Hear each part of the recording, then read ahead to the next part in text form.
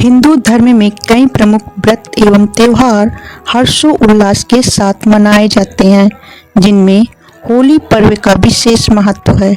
होली पर्व की शुरुआत वास्तव में होलिका दहन से होती है। धार्मिक मान्यताओं के अनुसार होलिका दहन पर्व को बुराई पर हुई अच्छाई की जीत के रूप में धूमधाम से मनाया जाता है। पुराणों में होलिका दहन के संदर्भ में नारायण भक्त प्रहलाद की कथा को वर्णित किया गया है, जिसमें बताया गया है कि कैसे अत्याचारी राजा हिरण्यकश्यप ने पुत्र की हत्या के लिए षड्यंत्र रचा था, जो भगवान नारायण की कृपा से सफल नहीं हो पाया। भारत के विभिन्न हिस्सों में होलिका दहन को छोटी होली और होलिका दीपक के नाम से भी जाना जाता है। हिंदू पंचांग के अनुसार प्रत्येक वर्ष फाल्गुन मास के शुक्ल पक्ष की पूर्णिमा तिथि पर प्रदोष काल में होलिका दहन का आयोजन किया जाता है। यह आयोजन गांव या मोहल्ले के किसी खुली जगह पर किया जाता है। खास लकड़ियों से तैयार की गई चिता पर गोबर से बने होलिका और भक्त प्रहलाद को स्थापित किया जाता है, जिसे गुलारी या बड़कुल्ला के नाम से जाना जाता है। इसके बाद होलिका दहन के शुभ मुहूर्त में होलिका के पास गोबर से बनी ढाल भी रखी जाती है और 4 मालाएं जो मौली, फूल, गुलाल, ढाल और गोबर से बने खिलौने से बनाई जाती है, उन्हें अलग से रख दिया जाता है। इनमें से एक माला पितरों के नाम से समर्पित होती है और दूसरी माला हनुमान के लिए, तीसरी शीतला माता और चौथी माला घर परिवार के लिए होती है। होलिका दहन की पूजा में रोली, माला, अक्षत, गंध, पुष्प, धूप, गुड़, कच्चे सूत का धागा, बतासे, नारियल एवं पंचफल इत्यादि पूजा की सामग्री के रूप में एक थाली में रखे जाते हैं। इन सभी चीजों को होलिका दहन के समय होलिका के पास रखा जाता है।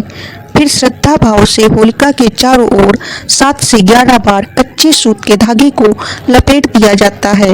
होलिका दहन के बाद सभी सामग्रियों को एक एक करके होलिका में आहुति दी जाती है और फिर जल से अर्घ्य प्रदान किया जाता है। इसके पश्चात होलिका दहन के बाद पंचफल और चीनी से बने खिलौने इत्यादि को आहुति के रूप में समर्पित करने का विधान है। होली बसंत के मौसम में खेली जाती है, जो सर्दी के अंत और ग्रीष्म ऋतु के बीच की अवधि होती है। ऐसे में पुराने समय में सर्दियों के लोग दौरान नियमित रूप से स्नान नहीं करते थे, जिसके कारण त्वचा रोग का खतरा बढ़ जाता था। इसलिए होलिका दहन के पीछे छिपा वैज्ञानिक कारण यह है कि इस पर्व के दौरान जलाई गई लकड़ियों से वातावरण में फैले हुए खतरनाक जीवाणु नष्ट हो जाते हैं और होलिका की परिक्रमा करने से शरीर पर जमे हुए कीटाणु भी अलाव की गर्मी से मर जाते हैं। वहीं देश के कुछ हिस्सों में होलिका दहन के बाद लोग अपने माथे और शरीर पर होलिका की राख लगाते हैं, जिसे मानसिक और शारीरिक स्वास्थ्य के लिए अच्छा माना जाता है। किंवदंतियों के अनुसार पृथ्वी पर हिरण्यकश्यप नामक एक राजा शासन करता था, जो भगवान विष्णु का सबसे बड़ा शत्रु माना जाता था।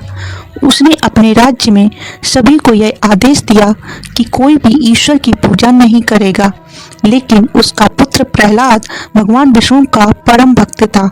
जब हिरण्यकश्यप ने अपने पुत्र को भगवान की पूजा करते हुए देखा तो उससे सहा नहीं गया और अपने ही पुत्र को दंड देने की ठान ली। हिरण्यकश्यप ने प्रहलाद को कई बार कष्ट देना चाहा, लेकिन भगवान विष्णु ने हर समय प्रहलाद का साथ दिया। अंत में अत्याचारी राजा ने अपनी बहन होलिका से मदद मांगी। होलिका को यह वरदान था कि उसे अग्नि नहीं जला सकती, इसलिए होलिका प्रहलाद को अपनी गोद में लेकर अग्नि में प्रवेश कर गई, लेकिन भगवान विष्णु की कृपा से होलिका का उस अग्नि में भस्म हो गई और प्रहलाद बच गया।